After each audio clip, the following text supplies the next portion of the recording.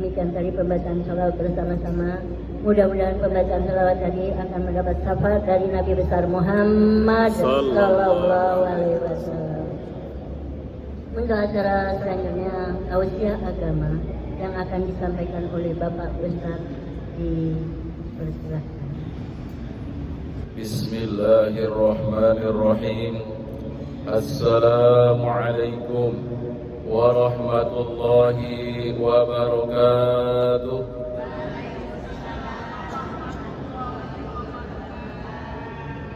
Alhamdulillahi rabbil alamin wal aqibatu lil muttaqin wa la udwana illa 'alal zalimin. Ashhadu an la ilaha illallah wahdahu la syarika lah wa ashhadu anna Muhammadan abduhu wa rasuluh la nabiyya wa la rasula ba'da amma ba'd. Qala rabbi shrah li sadri wa yassir li amri wahlul 'uqdatam min lisani yafqahu qawli. Allahumma yassir umurana washrah sudurana wa yassir umurana wa hasil maqasidana. Yang saya hormati ketua atau wakil ketua pengurus Majelis Taklim Masjid Istiqlal Bandar Jaya Lampung Tengah beserta seluruh jajaran pengurusnya, juga yang saya hadimi, yang saya hormati seluruh jamaah dari seluruh utusan masjid dan juga musola sekitar Bandar Jaya Lampung Tengah. Mari kita sama-sama untuk bersyukur dengan mengucap Alhamdulillahirabbil alamin kepada Allah Azza wa Jalla yang selalu terus-menerus tidak pernah tidur, tidak pernah lelah untuk mengurus makhluknya di seluruh alam jagat raya yang maha luas ini, termasuk juga binatang yang melata baik di darat maupun juga yang berada di dalam tanah itu sendiri. Semuanya berada dalam genggaman Allah Subhanahu wa taala.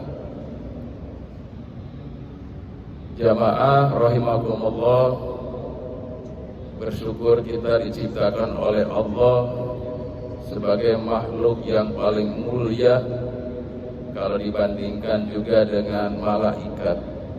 Malaikat itu diciptakan dari nur, cahaya. Sifatnya enggak pernah bermaksiat, tidak pernah membangkang, selalu nurut apa yang diperintahkan oleh Allah Subhanahu wa taala. Dari dulu mulai diciptakannya kalau suruh sujud, sujud, tidak pernah protes.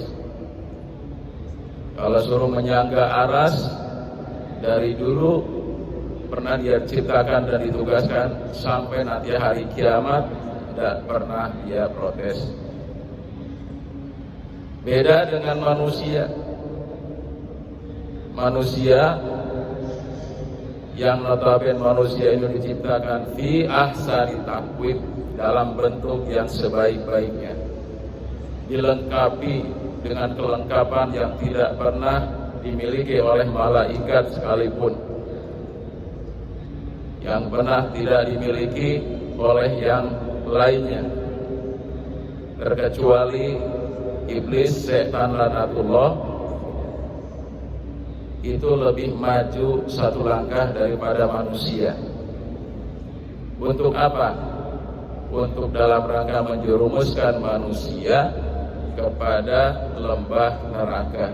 Itu pun sudah mendapatkan mendapatkan izin dari Allah ketika dia diusir sama-sama dari surga menuju ke bumi ini yang kita tempati ini.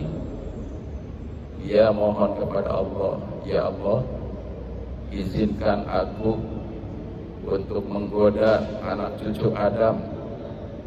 Untuk menjadi apa? Ya, untuk menjadi temanku sebanyak-banyaknya nanti di neraka. Apa jawab Allah? Monggo, silakan. Silakan goda pada hambaku yang kau bisa goda. Ya. Makanya di dalam keterangan itu, setan akan mendatangi kepada manusia yang beriman dari arah depan, dari arah belakang, kanan dan kiri, tidak dari atas, ya, tidak dari atas. Nah, ini keistimewaannya. Kalau kanan kiri itu kan hubungan manusia dengan manusia. Kalau ke atas itu vertikal, itu hubungannya dengan Allah Subhanahu wa Ta'ala. Maka manusia dipagari oleh iman kepada Allah. Kalau imannya semakin kuat, semakin kokoh, semakin kencang, kedekatannya dengan Allah semakin dekat. Kalau Allah, ya, kalau kita mendekat kepada Allah satu jengkal, Allah akan lebih dekat daripada itu, bahkan lebih dekat daripada urat leher kita. Maka oleh karena itu, jamaah rahimakumullah, pada kesempatan sore yang berbahagia ini, saya ingin mengkaji Quran surat Al-Maidah ayat 2. Mari kita sama-sama simak. A'udzu billahi samii'il 'aliim minasy syaithaanir rajiim. Bismillahirrahmanirrahim. Ya ayyuhalladzina amanu la tuhillu sya'airallahi walasy-syahral haram walal hadya walal qala'ida wala abinal baital haram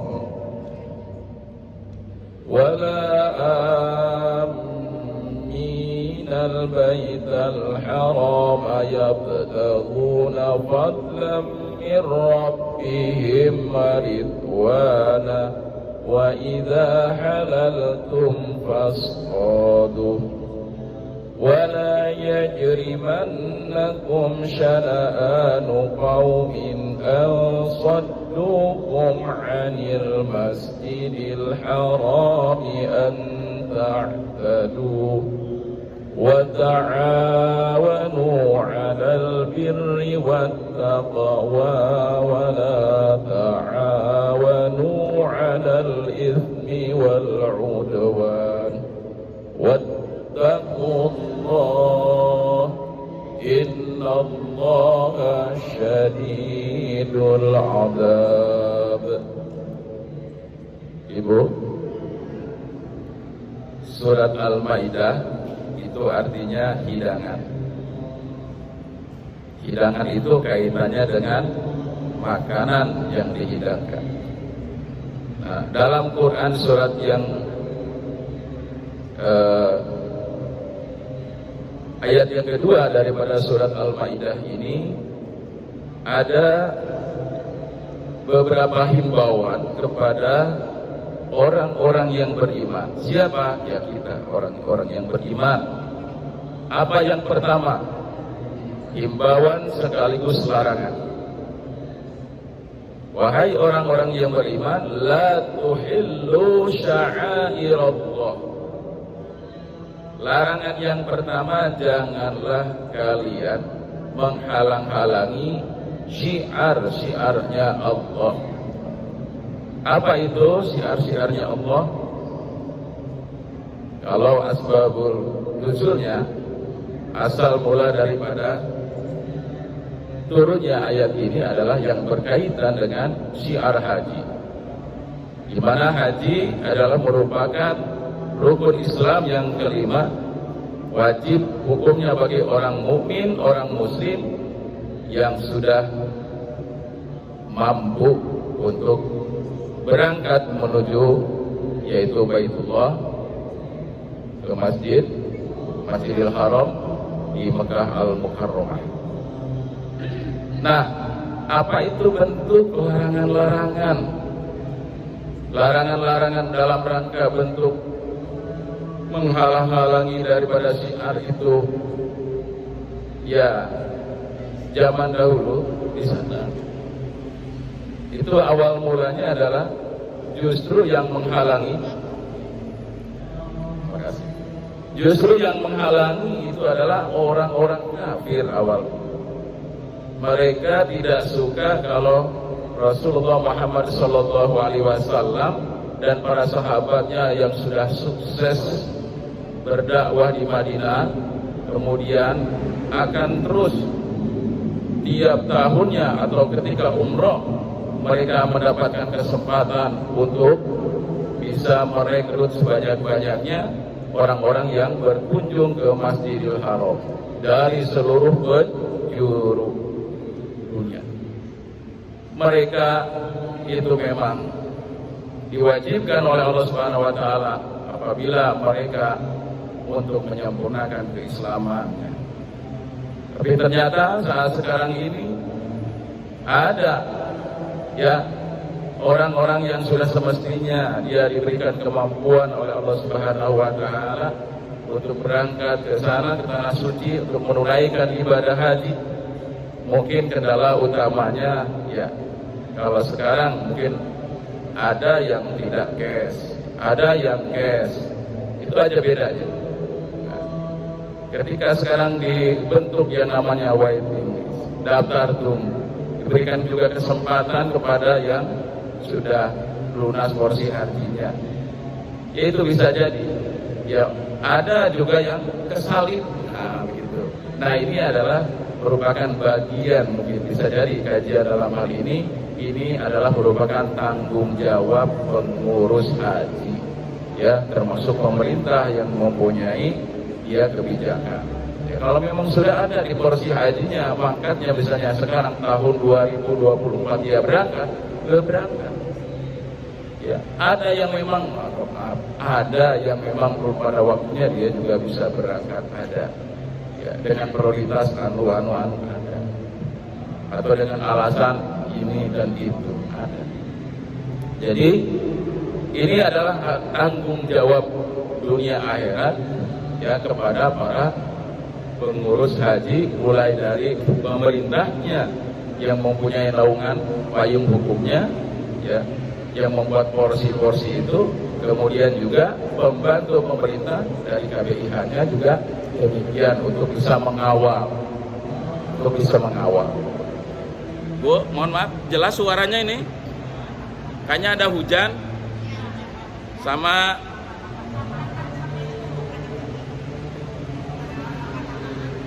kataman. Insyaallah ya. Pakai ini ya. Jadi yang pertama adalah la tuhillu sya'airallah. Tidak boleh menghalang-halang daripada orang yang mau melaksanakan ibadah haji. Tidak ada. Nah, oleh karena itu inilah sekali lagi tanggung jawab para pengurus haji. Jadi jangan sampai apabila di situ memang sudah waktunya dia harus berangkat, dia berangkat. Apalagi dengan skala prioritas usia juga sudah tua dan daftarnya juga sudah belasan tahun yang lalu. Nah, ini harus diperjuangkan begitu ya. Apalagi juga sesuai dengan porsinya. Bila perlu dipercepat. Ya, bukan kita mau mendahului takdir Allah. Karena yang namanya umur ya, walaupun usianya misalnya udah 80 tahun, belum tentu 80 tahun tinggal 1 tahun lagi ya akan wafat, belum tentu. Tapi inilah memang kenyataannya. Kita sekarang ini harus kita memberikan satu skala prioritas dalam rangka untuk melancarkan usaha kaum muslimin untuk menunaikan ibadah haji. Karena ini sudah ada porsi-porsi. Kalau zaman dulu 15 tahun yang lalu ya, tahun 2009 ke bawah itu belum ada yang namanya waiting list ya. Jadi orang-orang yang beriman ini, orang-orang yang sudah berhaji dahulu itu memperjuangkan kepada saudara-saudaranya yang belum ya melaksanakan ibadah haji baik itu dengan membayar secara cash ataupun secara berangsur-angsur. Ya, silakan itu untuk nanti sama-sama, kalau di sini ada pengurus haji KPIH, mohon ini diperhatikan. Kemudian yang kedua, wala syahrul haram, dan juga jangan di situ untuk membuat maksiat di dalam bulan-bulan yang dimuliakan oleh Allah Subhanahu wa taala, seperti di 4 bulan yang dimuliakan oleh Allah, yaitu yang pertama adalah bulan Dzulqa'dah, ya, bulan Dzulqa'dah, bulan Dzulhijjah, bulan Muharram, dan bulan Rajab, yang diinikan oleh ahli mufassir. Jadi ada 4 bulan sebagai bulan yang disucikan, dalam hal ini bukan disucikan dalam artian ini adalah dimuliakan oleh Allah, karena pada waktu itu sering di sana terjadi yang namanya peperangan. Maka senjata lah bahasanya itu. Damai, tidak ada lagi kabilah sama kabilah itu peperangan. Kenapa? Karena kaitannya kasihan nanti terganggu orang-orang yang akan menunaikan ibadah haji ke sana. Di situ lagi kontak senjata dengan kabilah-kabilah yang kabilah besar, ya biasanya itu dengan kabilah yang besar, perang terus di sana, kerjanya perang. Makanya karena di sana itu yang disuruh perang itu laki-laki, perempuan itu murah di sana. Ya, murah perempuan itu di sana. Ya. Sampai-sampai ada yang punya itikat buruk, termasuk mantan jahiliyah, yaitu Umar bin Khattab. Anaknya sendiri dikubur hidup-hidup gara-gara perempuan mengapain, nggak bisa perang katanya. Nah, kalau nggak ada perempuan nggak bisa berkembang biak, nggak bisa punya anak lagi. Kan aneh pikirannya di sana. Nah, itulah saatnya jahiliyah saat itu di situ. Jadi jahiliyah itu pada intinya adalah mereka tidak mampu untuk bisa mencerna apa yang disampaikan oleh baginda Rasulullah Muhammad Sallallahu Alaihi Wasallam terhadap hukum-hukum di dalam beragama Islam yang itu bisa menyelamatkan hidup mereka di dunia sampai akhirat. Jadi jangan sampai di situ. Makanya sampai sekarang alhamdulillah ya, kecuali kemarin 2 tahun atau 3 tahun yang lalu pada waktu musim Covid ya, musim itu pandemi, sehingga seluruh dunia orang yang berhaji juga 2 tahun berturut-turut itu tidak bisa dilaksanakan ibadah haji dan umroh ya, karena ini sudah menjadi kolosal di seluruh dunia ya sudah ya. Jadi inilah merupakan bagian daripada cobaan itu. Nah, oleh karena itu kata Allah Subhanahu wa taala, wala yajrimannakum sana'anu qaumin ya an saddukum 'anil masjidil haram an taqtadu. Ketika ada orang yang tadi mencegah untuk bisa ke Masjidil Haram, cegah karena ada pandemi, daripada kesana nanti menjadi masalah ya, semuanya bisa menjadi wafat atau begini. Karena itu dulu ya seperti itu ya, aturan-aturannya ketat sekali. Akhirnya ya sudah diikutilah oleh seluruh dunia itu untuk ditaati, tidak ada di sana.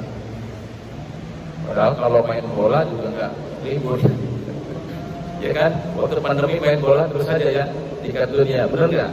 Benar ya, benar. Tapi kok haji kok, itu aneh juga ya. Kita bisa ngomong sekarang, dulu nggak bisa ngomong, bisa ngomong sekarang kolaborasi. Waktu dulu ya kita geneng-geneng aja, gitu ya. Ya mah bola, mah tingkat dunia terus aja siang malam. Ketika haji 2 tahun berturut-turut ditutup gitu, Masjidil Haram dan Masjidil Nabawi, tidak ada kegiatan ibadah haji di bulan Dzulhijjah. Nah, ini yang harus senantiasa kita sama-sama pahami. Kalau kita tarik saat sekarang ini dalam konteks kita ke-Indonesiaan ya, jadi ada orang-orang sama-sama muslim kok ngelihat ada kawannya, ada saudaranya yang rajin masuk masjid, ya apa ya, ngejek ya, salam ya, salamkan sama Allah, salam saya, na'udzubillahi min dzalik. Atau ketika kita ngajak saja, ngapain kamu sholat aja, saya di sini, saya nggak ganggu kamu, sampai seperti itu jawaban, kan gitu. Ada juga yang mengajak, ya bahkan door to door dari rumah ke rumah untuk mengingatkan, sampai nggak tahu saya setiap hari ke masjid. Nah, malah kata-katanya begitu, nggak ada ucapan ya saya kesini. Ini adalah dalam rangka silaturahmi. Ya kita namanya silaturahmi, namanya tamu masuk, maka kewajiban sebagai tuan rumah menyambut kedatangan tamu, ya kan? Barang siapa yang beriman kepada Allah dan hari akhir, maka fal yukrim doifa, muliakan tamu. Ya tamu dia datang, ya udah silakan. Maka dia itu kan nggak minta apa-apa ke situ, dia cuma ngobrol gitu ya, dan kondisi itu gitu. Dia justru ingin mendengarkan bagaimana kondisi yang lainnya, kan gitu. Kalau kita sebagai tokoh yang agama, sampaikan kepada mereka, ya, mereka itu adalah tamu-tamunya Allah, kan begitu. Nah ini jangan sampai ya ada orang yang dia mau di situ ke masjid, mau memohonkan masjid, kita malah menolaknya. Oh kita aja nggak pernah kok ngajak-ngajak. Dia alhamdulillah jauh-jauh mengajak. Kalau saya alhamdulillah yang seperti itu. Karena saya pengurus musola, ya udah, monggo silahkan makmurkan ini musola ini. Alhamdulillah.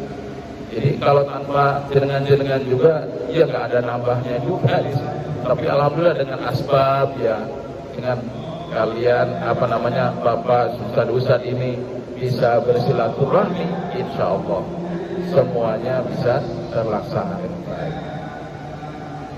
Nah ini, jadi mari kita untuk bisa mengoreksi diri dalam hal ini sekalian. Ini yang kedua. Kemudian yang ketiga adalah walal hajja walal qolain, yaitu kita tidak di situ waktu kita menunaikan ibadah haji dilarang ya untuk bisa di situ memotong binatang-binatang yang memang pada waktu itu belum waktunya untuk dipotong. Ya, belum waktunya untuk dipotong. Jadi kita tidak bisa melarang mereka untuk dalam rangka tadi untuk Idul Kurban, ya, untuk Idul Adha. Karena Idul Adha itu mereka dalam rangka untuk mendekatkan diri kepada Allah Subhanahu wa Ta'ala.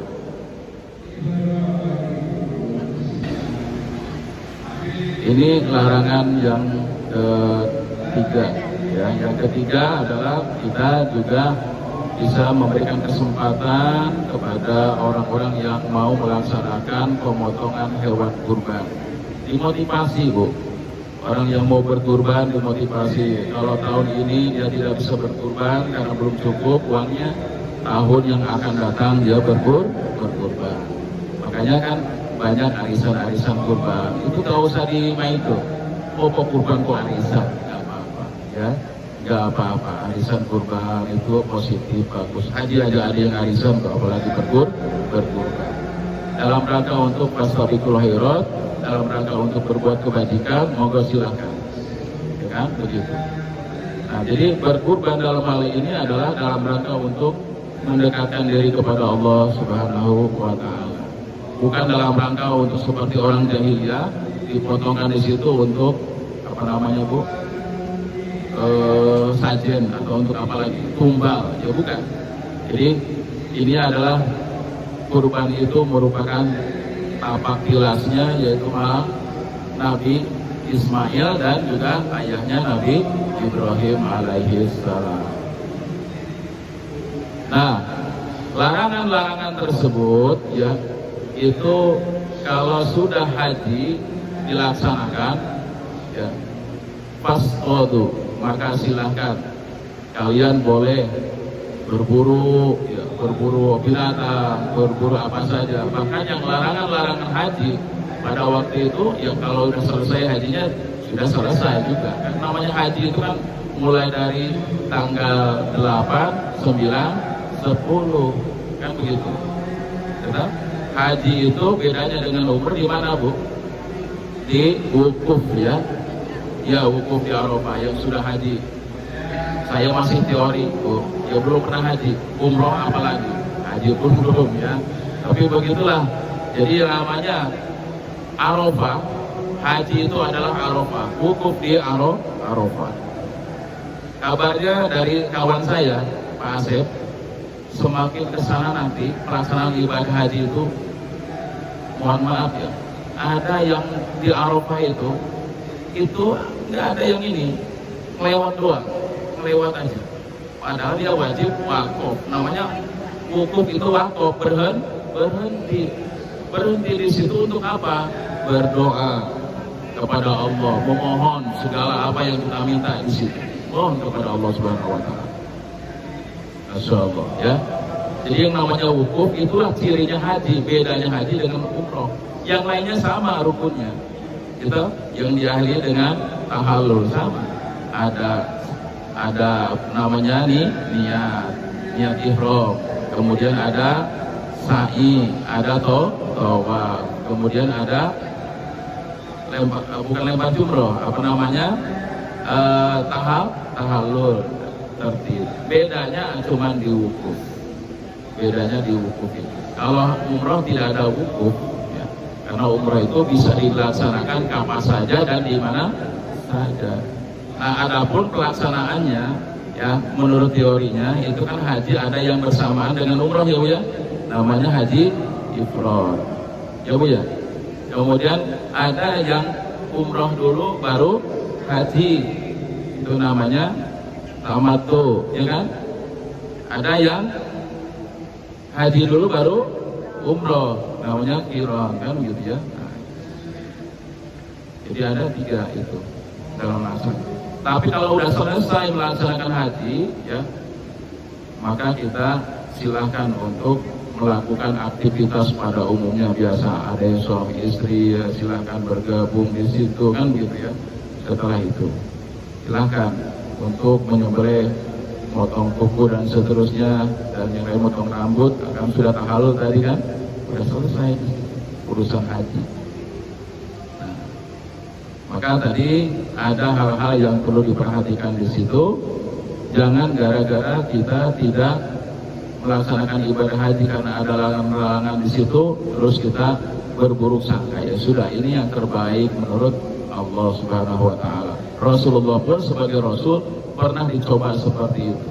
Waktu itu mau melaksanakan umroh, nggak boleh di pagar betis, dilarang oleh orang-orang pemimpin kafir Quraisy. Akhirnya dia pulang kembali ke Madinah dengan dalam keadaan kecewa pada waktu itu. Kalau beliau nggak kecewa, tapi yang kecewa para sahabat-sahabatnya, kecewa manusiawi, jauh-jauh perjalanan berhari-hari sampai sana ditolak, suruh pulang lagi.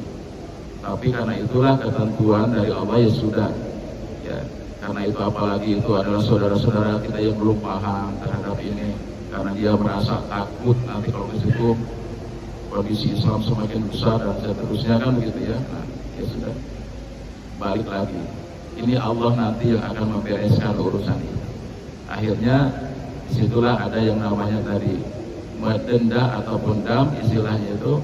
Rasulullah SAW disuruh oleh Allah memotong kambing. Pada waktu itu nggak mau.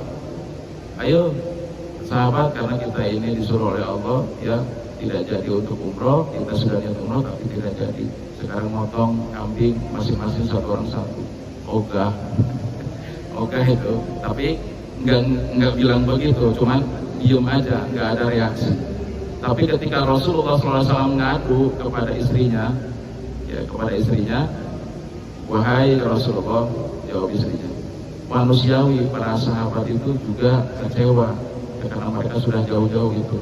Tapi kalau engkau sudah mendahului memotong itu, mereka akan melihat, mereka pasti akan mengikutinya. Betul, itu fungsinya istri yang bagus gitu ya.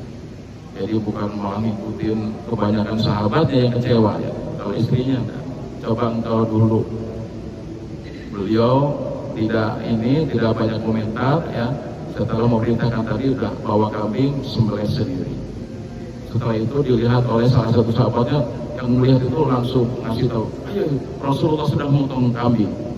Kita kan ati Allah wa atiur Rasul, taat kepada Allah dan taat kepada Rasul. Buktikan, karena keimanan mereka itu sudah luar biasa. Dikit-dikit kecewa mah itu manusiawi, tapi tidak berlarut-larut. Ya seperti kemarin kan kita kecewa ya, aturan saya berangkatnya tahun 2025 katanya ditunda. Nah, gitu. Ya sudah karena COVID kan gitu. Angkat haji, ya nggak tahu juga nanti apakah masih dipercepat juga atau gimana, ya sudah. Kalau 2027 ya nggak apa-apa. Yang penting kita sudah niatkan begitu. Kita apa adanya, insya Allah. Jadi kita bukan termasuk orang yang menghalang-halangi, tapi kita termasuk peserta yang memang sudah berniat untuk melaksanakan ibadah haji. Allah yang Maha Tahu. Oleh karena itu lanjutannya adalah wa ta'awanu 'alal ismi wal udwan. Bertolong-tolonglah kalian di dalam berbuat kebajikan. Seperti apa di sini? Nah, orang-orang yang saling tolong-menolong itu mempunyai beberapa tipe, punya beberapa ciri. Nah, ada orang itu yang menolong dan juga sekaligus minta tolong. Ada orang yang menolong dan sekaligus minta tolong. Gitu. Yu'in wa yasta'in. Dia minta menolong dan juga sekaligus minta tolong. Seperti apa? Seperti hubungan antara antara orang ya mungkin atasan ya kepada bawah. Kalau atasan itu ya biasanya kan dia kan memang sudah menjadi tugasnya dia untuk nyuruh begitu kan gitu. Ataupun kita ya orang biasa, Pak, tolong saya bantu membuatkan dapur ya, atau tolong rumah saya direnovasi kan begitu kan. Itu kan menolong kita, memberikan kesempatan kerja kepada orang, ya kan. Sekaligus di situ kita minta tolong tadi, ya, menolong dan minta tolong di situ. Jadi di situ kebaikan. Tipe orang ada seperti itu, dan itulah yang dimaksud di dalam Quran tadi, wa ta'awanu 'alal birri wal. Tapi juga ada orang yang tidak suka ditolong dan tidak suka menolong. Ada nggak? Ya, tidak suka menolong dan juga tidak peduli kepada orang lain. Ya. Di matanya itu ada orang tabrakan, wadah, ya cuma lihat aja begitu, ya sudah. Ngasih tahu sama orang yang di situ aja enggak, kan gitu. Tapi kalau orang yang peduli, karena dia melihat di depan matanya, itu jadi begitu dia nyalip, ya di kendaraan itu begitu nyalip, disalip mobilnya, ada motor di depannya, tergasak itu dengan yang nyalip, ya sampai mental ke solokan. Akhirnya dia berhenti dulu. Itu tolong, ada yang masuk ini, ada yang ketabrak masuk ke got. Mana nggak ada. Pas dilihat memang agak dalam itu, ya solokannya agak dalam. Akhirnya yang sana juga sadar, dicegah sama orang yang mobil yang nabraknya, ya dia nolong juga, ikut nolong di situ. Nah, seperti itu yang orang yang peduli. Tapi kalau orang yang tidak peduli, ya udah, asal tahu aja juga, tidak mau menolong dan juga tidak mau ditolong. Gengsi kalau ditolong ya begitu ya, mungkin karena merasa bisa dan seterusnya kan gitu ya. Nggak usah. Ada yang gitu. Itu yang tipe yang kedua. Kemudian tipe yang ketiga adalah ada orang itu ya sukanya maunya ditolong tapi tidak mau menolong ya. Maunya kalau pingin punya apa-apa ya, Orang lihat mobil dia juga ingin punya mobil ya, nggak tahu bagaimana caranya begitu ya. Begitu dia bulanannya ya harus nyetor, pusing dia ya, pusing. Akhirnya ke tetangganya, kalau ada duit ini minta bantuin sih saya itu untuk memulih angsuran saya. Emangnya saya ini gudang duit gitu ya. Memang saya gudang duit sampai begitu. Kenapa? Yang kemarin saja belum dibayar, ini sudah di situ lagi atau ganti-ganti dia kemarin. Begitu terus. Orang itu sukanya ingin ditolong tapi nggak pernah nolong. Pasti dia pelit itu. Pasti dia pelit orang kayak gitu. Pasti dia pelit. Orang yang suka ngutang, orang yang suka mintanya ditolong terus, ya pedit, ya peditnya baik dengan hartanya ataupun dengan jasa ataupun tenaganya. Pasti seperti begitu. Ini tipe yang ketiga, ya, aneh. Nah, tipe yang terakhir ini bagus juga. Ya, orang itu suka menolong, tapi dia nggak mengharapkan kepada orang yang ditolong itu kembali. Kembali apa? Kembali menolong dia. Ya kalau dia sudah menolong, ya udah menolong aja. Nggak diingat-ingat. Ya, karena kalau dia pernah ditolong, suatu saat, suatu waktu, nggak mungkin, nggak mesti orang yang ditolong itu dia yang akan kembali menolong dia kan. Orang lain bisa jadi. Tapi dia punya kebiasaannya, karakternya suka menolong, tapi dia tidak mengharapkan dari orang yang ditolong itu jasa dan sebagainya. Nah itulah tipe-tipe orang-orang yang suka tolong menolong. Ya. Kalau tolong menolong itu berarti kan tolong menolong. Ya. Kita suatu waktu ditolong orang, ya, kita suatu waktu juga menolong orang. Nah inilah tidak yang dikatakan oleh Allah wala ta'awanu 'alal itsmi wal 'udwan. Tidak kita saling tolong menolong itu dalam berbuat keburukan, kemaksiatan. Ya sekarang ini orang dalam berbuat bohong aja tolong menolong. Benar nggak Bu? Banyak perbuatan yang memang itu buruk karena setiap hari kerjakan terus dilakukan sudah menjadi kebiasaan. Lama kelamaan kok seperti pembenaran, gitu? Seperti pembenaran.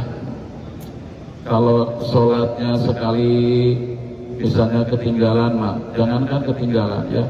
Sekali misalnya tidak sholat, nggak apa-apa, masih ada 4 katanya yang tidak sholatnya kan, kayak gitu. Ada orang yang seperti begitu itu biasa saja. Gitu. Dalam kondisi sibuk apalagi ya sudah. Sekarang kan kita ini lagi punya hajat ya. Jadi sholatnya nggak apa-apa tuh, nggak dilaksanakan sholat itu. Padahal di situ dia yang perempuan juga masih dalam keadaan sholat ya. Ya kalau waktu istirahat kan bisa disiasati gitu. Walaupun misalnya nanti bedaknya gitu ya, bedaknya ya kena air luntur, yang nggak apa-apa, nanti didandan lagi kan gitu. Jadi sholatnya juga bisa disiasati. Nanti mungkin ada pertanyaan, sholatnya Pak bagaimana kalau di jamak tahiyat atau di jamak ini ya, itu mungkin ada namanya fikih ya, fikih kontemporer ya begitu ya. Tapi aslinya adalah orang yang bisa dijamak sholat itu adalah orang yang dalam keadaan safar. Ya tidak bisa kita buat seperti itu. Kalau kita sedang mukim ya bisa ngapain ya, orang tamu itu kan bisa gantian, yang di depan itu bisa siapa saja di situ. Kalau kita sedang dalam keadaan ibadah kepada Allah, ya kan? Karena kita ini namanya nikah itu apa? Ibadah. Jangan sampai nikah itu yang ibadahnya sunnah, hukumnya sunnah makan. Kalau sholat fardu ain wajib. Jangan sampai kita dikalahkan dengan sunnah muakkad. Jangan sampai. Nah inilah makanya kita harus ngaji seperti ini. Insya Allah ya mereka juga akan tahu. Oh ini pengantinnya lagi sedang sholat zuhur ataupun sholat asar.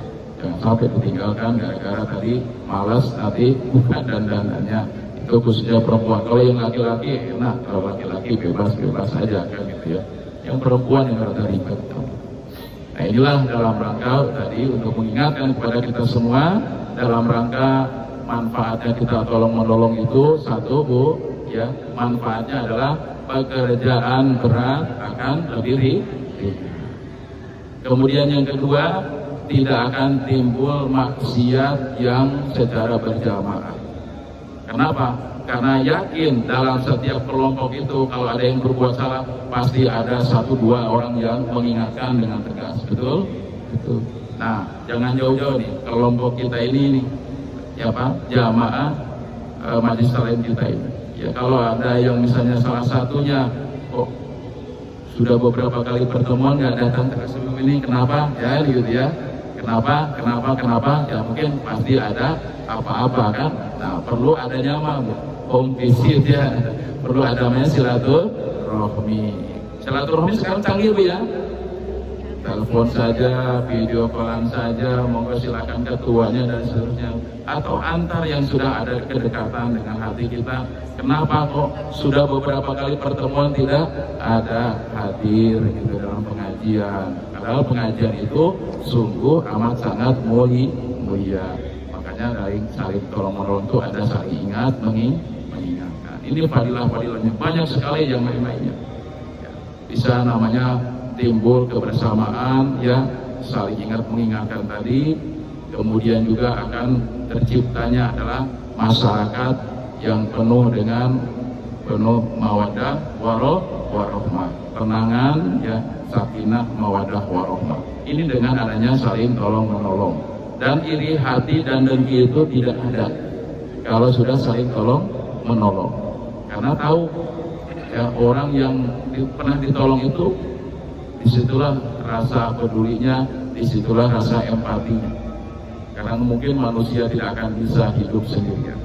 Walaupun itu bukan siapa-siapa, bukan apa-apa, bahkan disitulah yang namanya pertolongan Allah datangkan kepada kita. Orang yang tidak pernah kita kenal sebelumnya, bahkan mohon maaf dulu pernah benci sama kita, kok dia bisa menolong kepada kita. Ini sungguh luar biasa.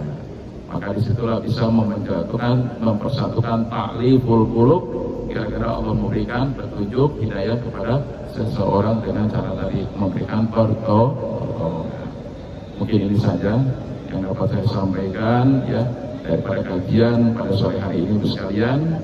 Saya mohon maaf kepada Ibu sekalian mungkin kurang nyaman ya karena suasananya tidak mendukung seperti ini, mungkin kurang jelas dan seterusnya ya kan. Nah, mudah-mudahan di lain kesempatan, di lain waktu insya Allah kita akan lebih baik lagi.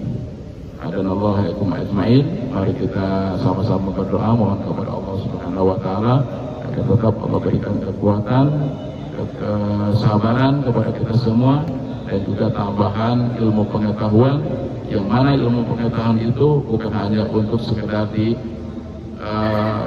tulis begitu saja, tapi untuk betul-betul kita akan laksanakan dalam kehidupan kita sehari-hari. Seperti itu dari ilmu yang nafi'ah. Liridaillahi ta'ala wa bi syafaati Rasulillah sallallahu alaihi wasallam. Al-Fatihah.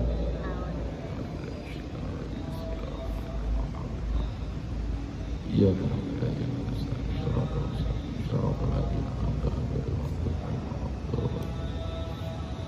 أعوذ بالله السميع العليم من الشيطان الرجيم. بسم الله الرحمن الرحيم. قل اللهم مالك الملك تؤتي الملك من تشاء وتنزع الملك ممن تشاء وتعز من تشاء وتذل من تشاء بيدك الخير إنك على كل شيء قدير. تولج الليل في النهار وتولج النهار في الليل وتخرج الحي من الميت وتخرج الميت من الحي وترزق من تشاء بغير حساب. اللهم إن هذا إقبال لنا وإدبار نهار وأصوات ضعف فاغفر لنا.